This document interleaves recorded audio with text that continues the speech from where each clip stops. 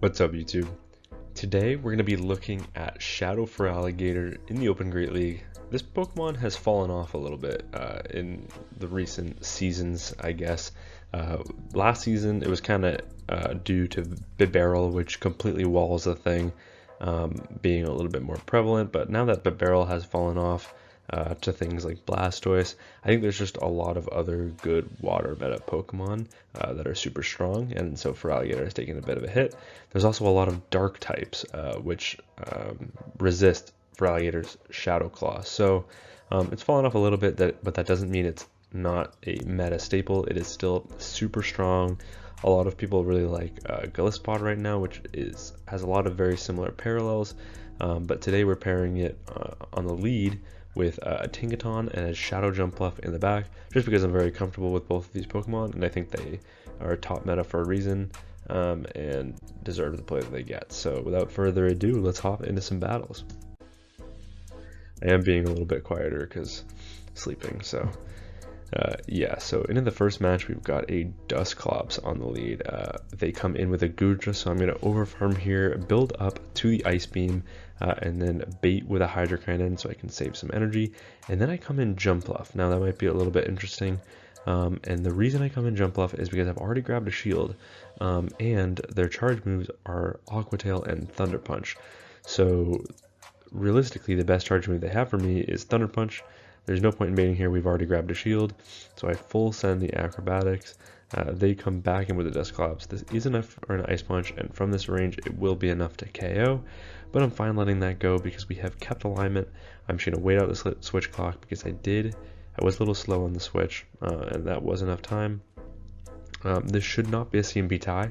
I did get one turn lag, which is a little bit unfortunate, but we are still able to get our charge move off, and they are able to get theirs. We are just going to let this go, reading that is something weak in the back to the Tinkaton, because Tinkaton core breaks like literally every single team. So in comes the Drapion. This is a terrible matchup for the Drapion, especially down shields. I believe that Dusclops did overfarm, so they have the potential to make it to another move, so I will no shield the first, but then I will shield the second, because that way I can always just match shields with my opponent. I'm going to overfarm slightly here, building up to the play rough, going for the Bulldoze. Bulldoze would be able to KO the Drapion from that range. I lag a little bit there, I don't know what was going on, but I am going to let the next Aqua Tail go so that my opponent can't snipe with a Shadow Punch. Now I can get the KO with a Bulldoze. That is enough to KO, and now it's a race. Bulldoze versus 2 Shadow Punches. I'm going to win that one, so my opponent resigns the match. Toxapex on the lead. Okay, this is a tough lead because we are ABA weak to the Toxapex. Obviously, this is not a great matchup for the Feraligatr, but we just are kind of forced to stay in this matchup because we cannot let our Jumpluff see this without energy. So we are going to overfarm here. My opponent lets me get to 2 Hydros before they throw the Sludge Wave, which is nice. And they still haven't thrown any energy, and they're already in the red. So at this point, I'm very comfortable just letting this go. Brian probably wouldn't KO from that range, but my opponent knows that, so they full send the Sludge Wave. In comes the Tinkaton.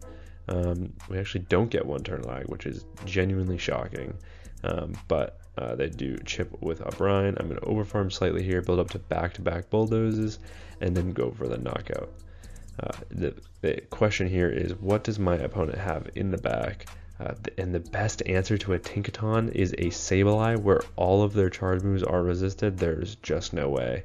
So I'm baiting with a Bulldoze, and then I'm getting out of that matchup because I need to see what is the Pokemon in the back that my opponent does not want to come in to a Tinkaton with, if a completely walled Sableye is their best response. The Sableye is on Power Gem, so they do connect with that, and then they are able to get to a foul play. I am now just going to go for the Aerial Ace because I'm pretty sure the Fairy Winds have put this into Aerial Ace range, and they have. What is that Pokemon in the back? And it's a Dragapult, so I farm up to the Acrobatics. I'm baiting with an Aerial Ace. My opponent calls it, but that does not matter. We have this Fairy Wind damage plus basically 2 Bulldoze loaded at this point. So my opponent no longer has a win con, but they do shield that, maybe not aware of where my energy was at. Well, second Bulldoze will be able to connect, and we can take out the Dragapult. Pretty cool pick for my opponent, but unfortunately we have Tinkaton. Annihilape on the lead, the Shadow Annihilape. This is a tricky matchup because obviously our fast moves are both doing so much damage. I decided to throw in CMP because I do not want to let counter through. It is the Rage Fist, and I am forced to shield that up. I'm going for a complete undercharge here in case my opponent no shields. They're unlikely to, but they do. Shield that up, and now I can outpace, and they make a really nice catch onto Cresselia. Unfortunately for my opponent, how about a Steel type into your Cresselia? How's that? And this Steel type also, if it comes out with energy, will be very threatening against your Annihilape. They do go for the Rock Tomb to debuff my attack. I am going to full send the Play Rough here. I believe Play Rough from this range should be enough to knock out. I don't know about after the Rock Tomb. Yeah, maybe not quite, but that actually might be better because now we can get an entire Fairywind farm down and come out loaded with energy. And that's exactly what's going to happen. We come out absolutely loaded. Are they going to come back with Annihilape, or are they going to show their third? They're going to show their third, and it's Sandslash. Okay, this end game could be a little bit tricky. One Bulldoze connects, we get the defense drop. I'm going to overfarm here. This is only enough for an Ice Punch, so I will let this go because that is resisted damage and that does nothing to Tinkaton. Now that means we can probably get to 2 more Bulldozes, which is super nice. Here comes the second, we get another defense drop, and now in comes the third. Are they going to let this through? No, we do finally grab a shield for my opponent. They come in with an Annihilape. I switch into my Jumpluff. They do have energy on that Sandslash, but not enough to make it to back-to-back Ice Punches yet. So I'm just going to overfarm here, just get to the Acrobatics. This is a non-Shadow Sandslash, but we are the Shadow Jumpluff, and Acrobatics is such a good move. It nearly KOs, and they're unable to make back-to-back moves. So my opponent just goes down, and Jumpluff is a Alolan Sandslash counter confirmed. Into the next match, we've got a Drapion on the lead. They play to the CMP tie, but our Feraligatr is 100% going to win that every single time, and the only way my opponent can gain ground in this matchup is if they bait. So I'm calling the bait, and they do full Send a Crunch, so I instantly switch into my Tinkaton, getting that call wrong. But now Tinkaton is such a good answer to Drapion, and Drapion is typically core broken by the Tinkaton for their Pokemon in the back, and they show us that right away with the Azumarill. We're able to connect with a Play Rough. They do have enough for their own Play Rough at this point, but I will let this go because I can survive this. And they bait for some reason with an Ice Beam. Ice Beam maybe puts us into a farm down range, but not before we're able to get to another move. So here comes another. We are able to also make it to a Bulldoze, but I instead catch onto my Feraligatr, anticipating my opponent going for the charge move right before I get there, and that's exactly what happens. And now we can come in with a Jumpluff, get an energy lead, which is great because they have a Mandibuzz in the back, and Bubbles would have been resisted, and they weren't going to be able to make it to another Ice Beam before they get Fairywind farm down. This Mandibuzz is also massive. I don't know why it looks so big. I'm guessing this is like an XXL Mandibuzz, but I just think it looks so funny. I am in a double shield here because this is probably the hardest hitting charge move, believe it or not, left from my opponent, because it's super effective. Everything else, I don't think my opponent really has the ability to get to a charge move. I do just go for an Aerial Ace, and then I catch onto my Tinkaton. That way I can preserve the energy.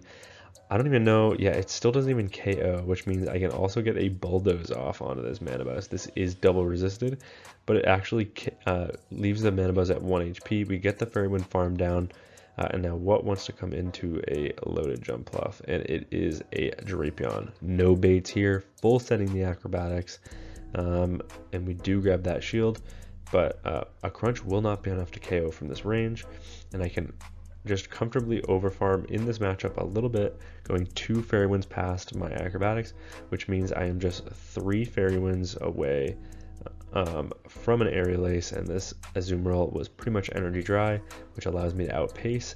Aerial Ace connects on the Azumarill, and we get a Jumpluff sweep in the end game. Okay, Feraligatr into Cresselia. Now, the way I play out this matchup is very important. What I like to do is go for a Hydro right away. That leaves a decision on my opponent. They know this is not a super effective Ice Beam, but Cresselias love to shield the first charge move and go for a debuffing Rock Tomb. If they shield, I'm always no shielding back, because guess what? If they Rock Tomb, Shadow Feraligatr hangs on, and it makes it to another Hydro. and we can just let this loose. We will connect with that. We've got Cresselia now into the yellow. Their energy goes absolutely nowhere against the Tinkaton. My opponent does make a really nice adjustment there, understanding that I did get one turn lag when I came in, and they threw 2 Bullet Seeds, which is a nice adjustment from my opponent. It was probably just them throwing alignment, but they are rewarded for that. And at this point, I don't think Bulldoze will be enough to KO, so I am forced to full send a Play Rough. They did connect with 2 Rock Tombs, and they did get us pretty low, but their best answer, once again, is to a Tinkaton is a Furret. So what I'm going to do is I'm going to overfarm here. I don't want to throw that energy because I am debuffed. So I catch a double resisted Trailblaze, understanding that they want to boost their Sucker Bunches onto my Jumpluff, and now I'm full sending Acrobatics, hoping that my opponent does let this go, and they do. And if they didn't, I would just shield back because I have a complete wall to energy with the Tinkaton in the back. I'm going to use my shields on the Jumpluff in this matchup. And they do decide to shield that up, I will just shield right back. We know Tinkaton is a wall, so we can just overfarm here. We're going to go for the Acrobatics. This probably won't be enough to quite KO, but it will put them extremely low, and they're still going to have to throw a charge move. But I can actually combo play with my Tinkaton. I had a Play Rough and a Bulldoze loaded, but Bulldoze will be enough to KO from this range. My opponent has force quit the app because they do not like Tinkaton, and I will take that win. Into the next match, we've got Feraligatr into Marowak. What's important about this matchup is understanding like matchups, basically. They go for a catch onto their Jellicent, and I do not let that happen. And so I come in with the Jumpluff, and this is an okay matchup for us. I will full send the Acrobatics because I do want to get off this damage. Is my opponent going to shield? They are not, because they know they can make it to a Shadow Ball. But I will actually just shield this up, and then I'm going to go for the full farm down. They do bait. Does that mean they can make it to another Shadow Ball? It looks like not quite. This should just be another Surf, and I can live this. And now I can just connect with the Acrobatics. It's a Charge Bug in the back, so pretty interesting for my opponent. And they do elect to shield that up, but I'm still able to also get to an Aerial Ace, which is nice. But yeah, what I was saying with that initial matchup was that in the 2 shield scenario, Shadow Kanto Marowak actually beats Feraligatr, but this is the non-Shadow. So that's why my opponent immediately switched out, trying to catch the energy onto their Jellicent, but I just went for the super effective Shadow Claws and then banked that energy. So obviously my opponent did not gain any ground in that play there. That being said, we were able to realign our Feraligatr onto the Marowak. We were able to get the knockout. I could have thrown on CMP there, but I wanted to either force their energy or throw on good timing. That does force their energy, and now we are in a very comfortable position. Are you ready to see how much a discharge does to a Tinkaton? Yeah, X Scissors resisted, so they have to go for the discharge, but discharge is such a bad move now, and unfortunately Play Rough just KO'd them from that range, so we were able to take the win. Jumpluff on the lead. This is an okay matchup because most Jumpluffs are on double flying moveset. However, this is the non-Shadow, so they could be on Energy Ball, but I farm with the Ice Beam, I bait, and now I'm going to try and call the Aerial Ace bait back. But they do full send the Energy Ball, so that's 2 times I've made the wrong call. But last time we were not punished for it, and it looks like once again we might not be punished for it because they have a Drapion in the back and they blind switch into it when they saw the fairy typing. But unfortunately for my opponent, this is not a good matchup for the Drapion. In comes 1 Aqua Tail. They will be able to outpace. They could have thrown on CMP, which is why I just went for the overfarm there and did not want to throw. Second Aqua Tail connects. Now I'm going to overfarm slightly here. And apparently I missed a Poison Sting at one point because they are able to get to a 3rd Aqua Tail after only 2 more Poison Stings. So I have no idea how that happened, but I must have missed one somewhere when I snuck, or when they snuck, I don't know. But either way, we have a shield advantage. So what we're going to do is we're going to go straight Aerial Ace. My opponent knows this is resisted damage, but this is the Shadow Jumpluff, and these Fairy Winds are adding up, and I already have a plan. And my plan, after that lag, is to go for the Aerial Ace. They're going to let that go because it's resisted and not a very hard hitting move. but I fully plan on double shielding. I think my opponent realized what's happening at this point. I make it to back-to-back acrobatics, and they are never going to be able to outpace. I'm just not going to bait here, and yeah, my opponent just resigns the match. Understanding win cons is important. Tinkaton into our Feraligatr. This is a great matchup for us. They try and go for a Hydro catch onto their Mandibuzz, but I actually hold on to my energy. Now I'm going for an Ice Beam, and now I'm going to overfarm slightly here, and then catch a charge move onto my Tinkaton. Everything that the Mandibuzz can throw here is resisted unless they're running Shadow Ball, but it is very unlikely that the Mandibuzz is running Shadow Ball. That said, here comes a second Dark Pulse from my opponent, and this is very comfortable for us. We could go for the full farm down, but I decided I didn't want to give them a chance to save their Mandibuzz, so I'm just going to decide to take it out. In comes their Tinkaton. Looks like my opponent does win CMP. That's not surprising. We have a very high ranked Tinkaton compared to most of my opponents, which are probably running Egg Hatch IVs. That said, that means we do have a little bit better bulk, and we actually do get the defense drop, which is nice. And my opponent does throw as soon as they get to a move, so we know at this point they are energy dry, which is really important because now we can just come back in with Feraligatr. It's a Blastoise in the back, and because I don't have a fantastic answer and no one charge will not KO, I decide to chip with a Hydro and then come with my Jumpluff. I am going to try and call bait here, but they do full send. Fortunately, it is just the Skull Bash and not the Hydro Cannon. I mean, not the Ice Beam, sorry. And now I will be able to get to an Aerial Ace before they get to another Skull Bash. And here comes a second Aerial Ace. Are they going to let this go? If they do, then we are in an absolute winning position, and they bank all of that energy. That allows me to get to an Acrobatics against the Tinkaton. I do have to be aware that they have a Skull Bash plus maybe nearly a Hydro on their Blastoise, but I will come in with my Feraligatr. I will grab that final shot from my opponent, and now I know I can get the full farm down of the Tinkaton. I know this is only a Bulldoze. I did think about no shielding that because then my opponent would not have anywhere to go for this energy, but I realized they are in one Shadow Claw farm down range, so they're only going to get one charge move off, which means I can just shield up that move, and we are able to take the win. Sandslash on the lead. This is a great lead, and this is absolutely where we want to see it on this team. We are going to overfarm here, play to the CMP tag with a Drill Run with our Hydro. And my opponent does let that go, and I decide to shield up because my Feraligatr is basically at 100 and health, and they come in with a Gastrodon, so it looks like I wouldn't have needed it because I could have just aligned my Jumpluff on this. That being said, I can grab a shield and then switch into my Jumpluff, and my opponent realizes that this game is over, so they just resign the match. Talonflame on the lead. Once again, this is where we want to see it on this team. They switch out into Diggersby. So what I'm going to do is I'm going to go for the Hydro Cannon right away, get some nice chip, put them into Acrobatics range, and we're just able to do that. I do go for a Scorching Sands catch on my Jumpluff, but I am unsuccessful, and that does mean that my opponent can now connect with several Fire Punches before I'm even able to make it to a charge move. But these Fire Punches are very not threatening. At this point, they're probably in Aerial Ace range, but I didn't want to risk it, so I do full send the Acrobatics, and Acrobatics is enough to knock out. This allows me to also get to an Aerial Ace against this Talonflame, and this will do some okay chip, but they're already in one Hydro range, so it's not really that useful. And they have a Cacturn in the back, and I'm going for a resisted Bulldoze for the exact same reason I went for resisted Aerial Ace in that Morpeko matchup. It's glassy, and I know after one charge move connects, I'm going to be able to fully farm them down, and they're going to let that go because it's resisted. And I'm trying to just let them get some extra damage on me because I only want this Talonflame to get one more Incinerate's worth of energy.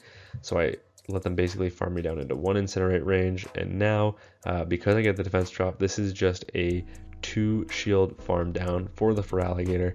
My opponent realizes they're already at back-to-back moves here, but they need to get to back-to-back again, and they just can't get there. So my opponent will go down, and we were able to take the win. But yeah, that's Feraligatr. I don't know why this Pokemon has completely disappeared. I think it has a lot of play in this meta. I think what holds it back too is that it loses to Mudslappers in the 2-shield scenario, and that's never a place you want to be as a water type. Like, it's not great. And Gliscod benefits in the fact that it resists the Mudslap, and that's why you're seeing that more. Blastoise has its own niche with the rollout, and it's a little bit bulkier. It also has Skull Bash, which is neutral into a lot of things. So I still think Feraligatr, the Shadow especially, has a lot of play, and especially when paired with Tinkaton and Jumpluff in the back. I think this is honestly a great team. I'm going to try and keep running with this team. I went pretty positive with it overall, and I do want to keep trying with it. That being said, I believe Remix is on in a couple days, the Great League Remix, and we'll be checking out a team there that I'm hoping I can gain some elo with. That said, that's going to be it for me from this video. Thank you all so much for watching, and until next time, peace.